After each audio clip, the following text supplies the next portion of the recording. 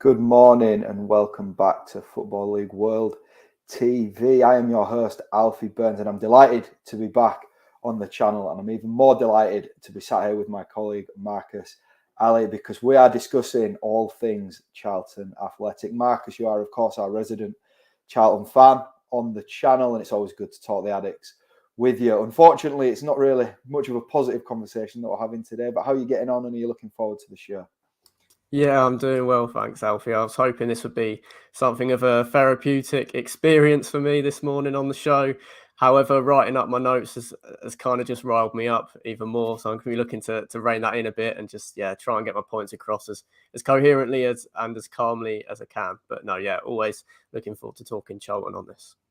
Absolutely. There's so much to talk about with Charlton, both on the field and off the field, which we're going to be getting stuck into over the next 15 or 20 minutes. Any Charlton fans joining us across Facebook, YouTube or Twitter this morning, please do get yourselves in the comments, and any questions you've got for Marcus, get them in there and we'll look to get your points up on the show as well.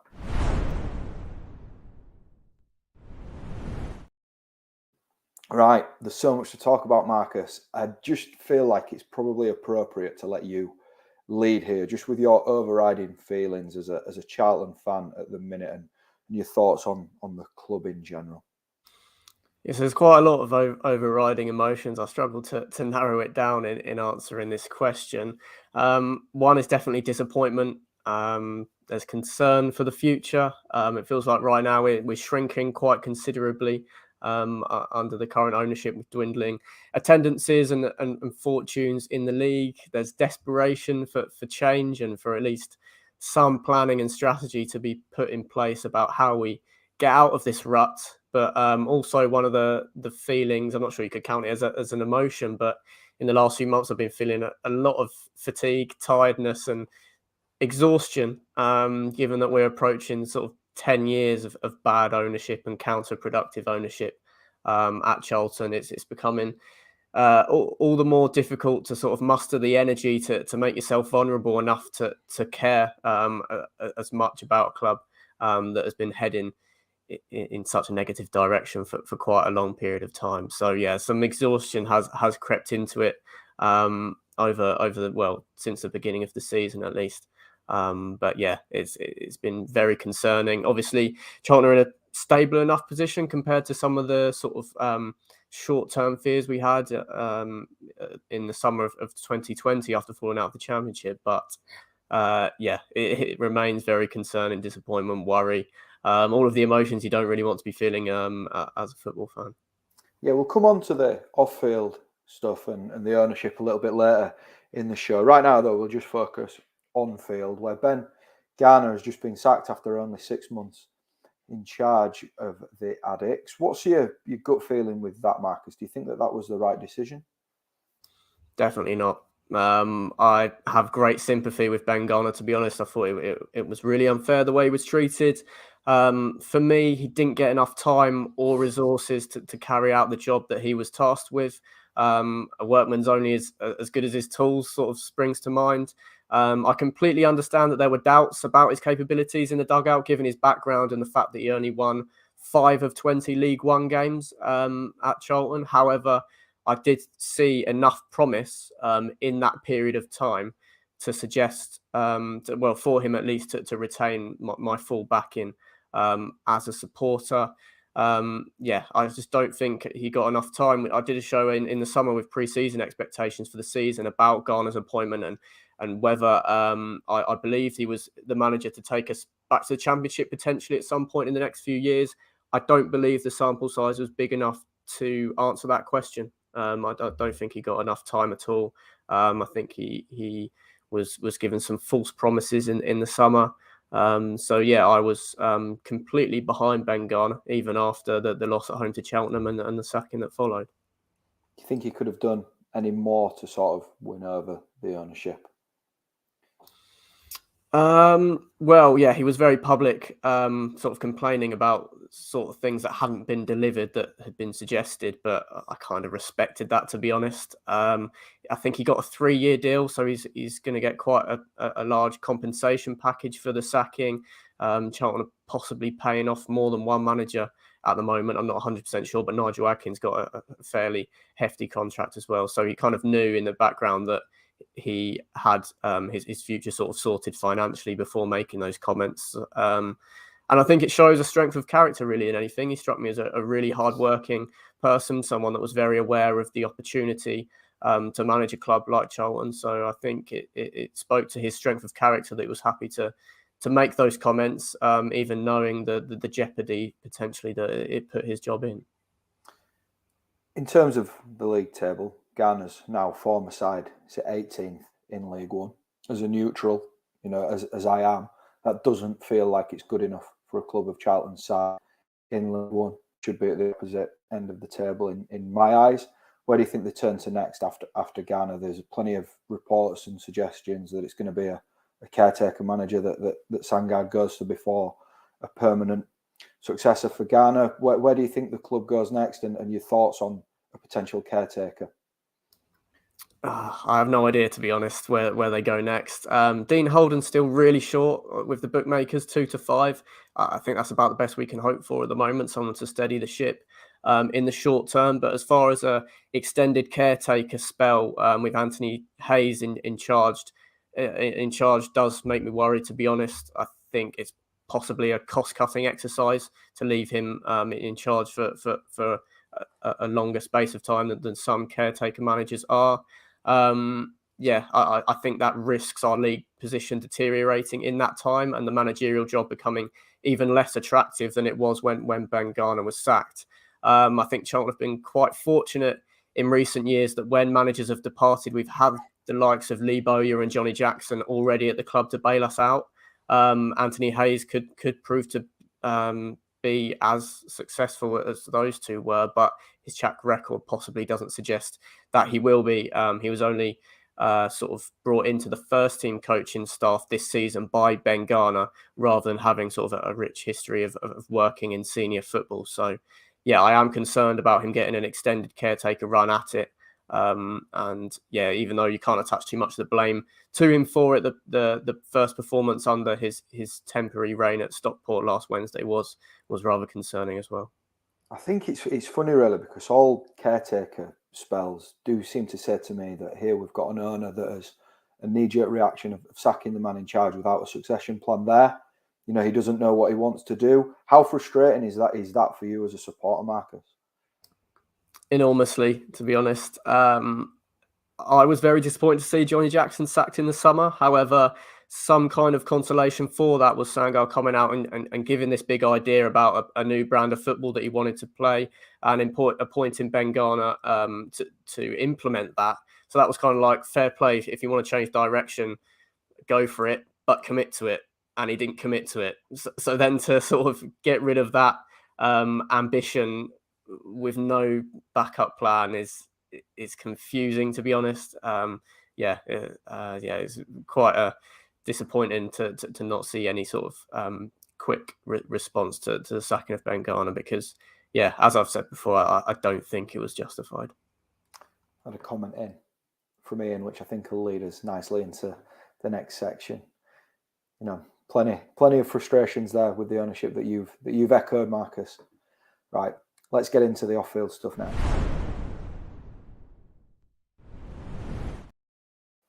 So, off-field issues, on-field issues, but off-field issues for this segment of the show. So much takeover talk at the moment, which we will come on to. But just talk us through your feelings towards Thomas Sangard at the minute in his time at the club so far. Yeah, there's very few positives, sadly. I think he's hugely underestimated the task at hand to get Charlton out of League One and probably how to run a successful football club on the whole. I just don't think that he's approached it in the right manner. Long-term staff have gone, sort of staff that were involved at Charlton for a very long time. One that I don't really want to speculate too much about this, but was involved in a court case and ended up receiving compensation somehow related to the dismissal that they ended up getting. So it suggests that there's not sort of very positive conduct going on behind the scenes. He's undermined supporters consistently, including the supporters' trust. There's a fans forum this evening, which would be interesting to see what comes out with Thomas Sandgaard. But previously, a few months ago, the Supporters Trust were posing some questions about his running of the club and some of the decisions that he's made. And his response was to tell them not to worry about that and to just come on a Saturday and cheer on the team, which is, quite offensive comments, really, to suggest that the supporters can merely just care about the results on a Saturday and not have an interest in anything else that's going on behind the scenes. So, his stock's very low, to be honest. I would probably say that I think he's potentially a worse owner than Roland de Châtelet. I don't think I would have ever been saying that a few years ago. I don't think his intentions are as questionable as de Châtelet's were at times, but in practice, with the trajectory that he's on and that the club is on, I think it's quite hard to argue that he's a more promising owner of a football club than Roland de Châtelet was. So, I'm very disappointed, really, with the way it's gone. That there's been a complete difference between some of the stuff that he's been talking about, and then actions speak louder than words at the end of the day. And Thomas Sandgaard's words have spoken a lot louder than his actions. So, I think it's getting to the point where the vast majority of the supporter base would be in favour of a takeover. Again, leading us in nicely. There's so much takeover talk at the minute. Alan Nixon has been reporting that there are 3 interested parties, including a football agency interested in taking over the Addicts. I mean, trying to put a little bit of a positive spin on this, Marcus. Obviously, it's quite doom and gloom so far in the 12 minutes that we've been talking. Is it quite reassuring that Charlton can still attract this interest as a club, maybe to be expected given the size of the club? Yeah, it's very reassuring. I expected it to be the case. I think being a London club and the size of the fan base and the productivity of the academy over the years, it's not a surprise that Charlton's quite an attractive club with the potential that it has. But obviously it's reassuring to know that there are alternatives than what is currently in place. Obviously there's been talk of the football agency interested party, which I don't know a lot about, but I don't really like the sound of that. I think there's a potential for a conflict of interests there if they were to seize control at Charlton. But Thomas Sandgaard has described those rumours as garbage in the last few days. His word doesn't necessarily count for a lot given what he's said in the past, but I sort of hope that isn't one that comes to fruition. Yeah, a really good piece from one of our writers, Adam Jones, up on the website, just sort of weighing up the potential cons that could come with the football agency party getting involved with Charlton. Let's just round up then with regards to the takeovers. I think I know which direction your answer is going to go in here, Marcus, but a takeover and moving on from Thomas Sandgaard, do you think that it's the right thing, the best thing for Charlton at this moment in time? I would definitely lead on that side of the argument. If Sandgaard somehow held his hands up potentially in the fans forum meeting this evening, swallowed a lot of his pride and appointed a credible head of the footballing side of the business, along with recruitment staff, and brought in external investment, then I think you can arrest this slide. However, the chances of that happening are very, very slim. Sadly, once again, I do feel like Charlton are in desperate need of a takeover, because I don't really see an argument against our current trajectory as a club. Maybe not this season, but potentially next season if things carry on the way they are, with investment decreasing and quality of the squad decreasing. I think Thomas Sandgaard's ownership is heading for League Two if there is no changes in the current trajectory in the coming seasons.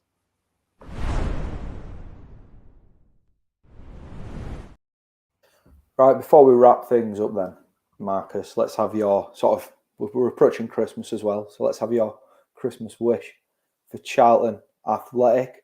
What are the next steps that you want to see, firstly on the field and then secondly off the field?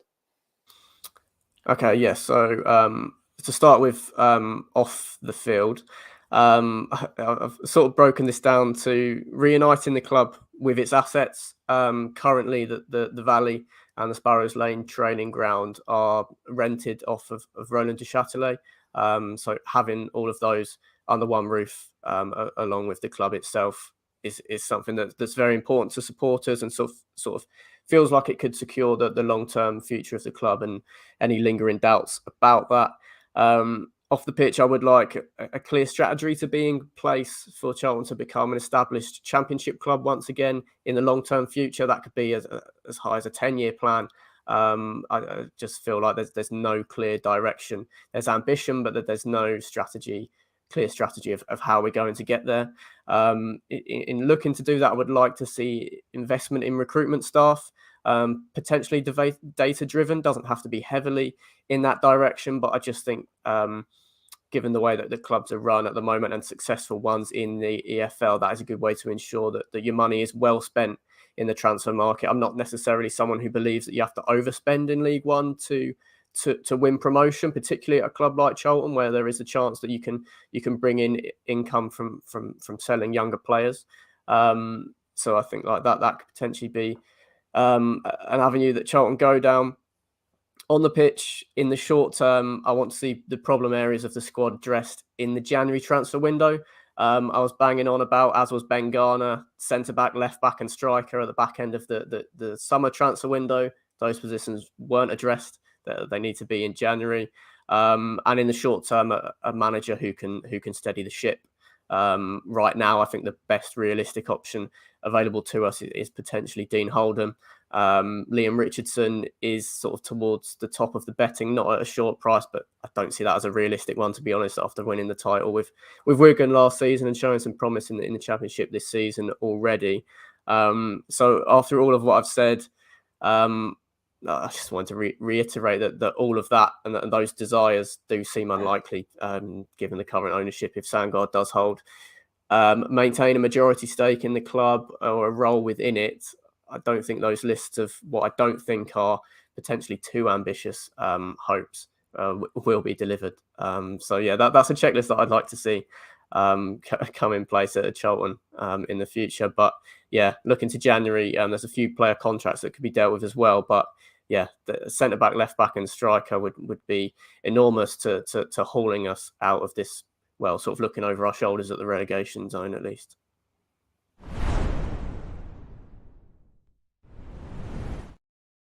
Right, that concludes our look at all things Charlton, on the pitch, off the pitch, takeovers, and Marcus's his wish for the future. It's always great to get your thoughts, Marcus, and thanks to anybody else that's joined us across Facebook, YouTube, and Twitter this morning. A steady stream of viewers joining us. We'll be back with more shows in the build-up to Christmas on Football League World TV. So thanks for joining us, and please do get back on board with the show. We'll see you again soon.